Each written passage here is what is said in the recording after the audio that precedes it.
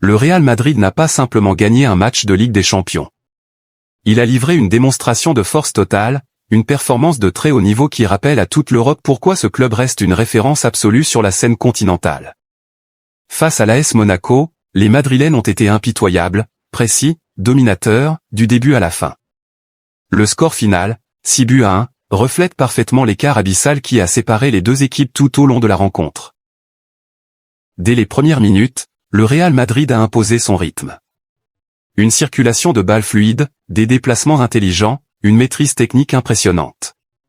Monaco a tenté de s'organiser, de contenir les vagues madrilènes, mais très vite, la différence de niveau s'est fait sentir.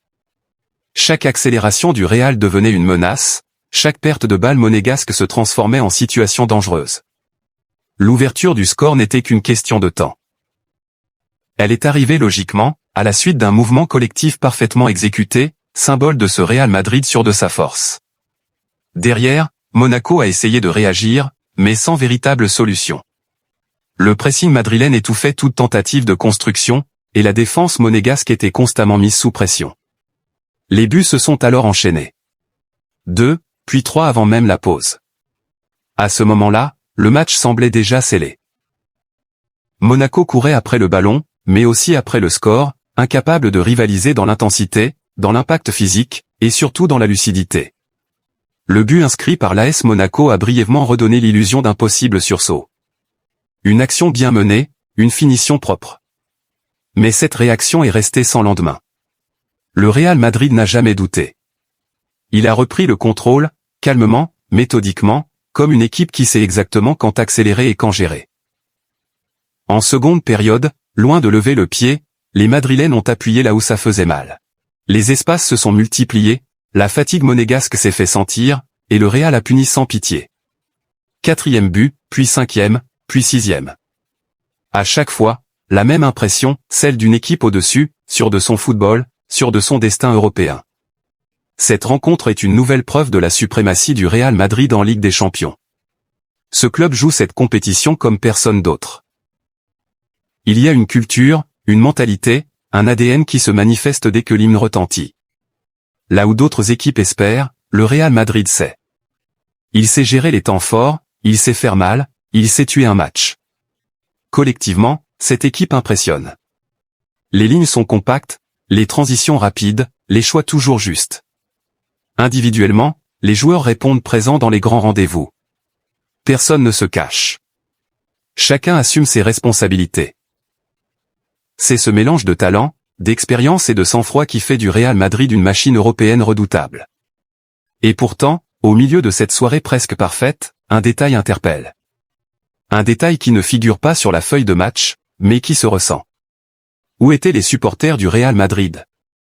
Où était cette ferveur légendaire, cette pression venue des tribunes, cette atmosphère capable de faire basculer une rencontre?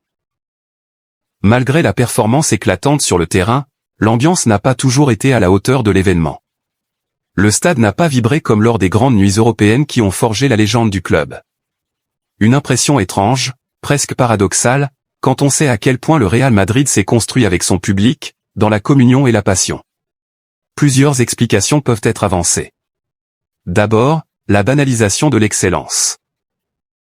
Le Real Madrid gagne tellement, et surtout gagne si souvent en Ligue des Champions, que certaines victoires finissent par sembler normales. Un large succès, même 6-1, ne provoque plus la même émotion qu'autrefois.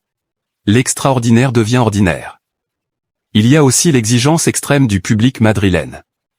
Ici, gagner ne suffit pas. Il faut dominer, briller, écraser. La victoire est une obligation, pas une fête. Cette exigence, qui a longtemps été une force, peut parfois se transformer en distance, voire en froideur. Enfin, il y a le football moderne. Des tribunes de plus en plus remplies de spectateurs venus du monde entier, des prix de places élevés, une consommation du spectacle différente. Le stade est plein, mais l'âme n'est pas toujours aussi bruyante qu'avant. La question mérite d'être posée, car même pour un géant comme le Real Madrid, le soutien du public reste une arme essentielle. Les plus grandes épopées européennes du club ont été portées par des stades en fusion, par une pression constante sur l'adversaire, par une énergie collective qui transcendait les joueurs. Ce Real Madrid est prêt à aller loin, très loin dans cette Ligue des Champions. Le niveau affiché face à Monaco en est la preuve éclatante. Mais pour continuer à écrire l'histoire, pour repousser encore les limites, il faudra retrouver cette communion totale entre l'équipe et ses supporters. Car les titres ne chantent pas. Les trophées ne crient pas. Ce sont les tribunes qui donnent une âme aux victoires. Sur le terrain, le Real Madrid a envoyé un message clair à l'Europe entière. Dans les gradins, il reste peut-être une ferveur à réveiller. Une chose est sûre. Quand le Real Madrid joue à ce niveau, personne n'est à l'abri. Et si les supporters retrouvent leur voix, alors cette équipe pourrait bien redevenir, une fois encore, le cauchemar de tout le continent.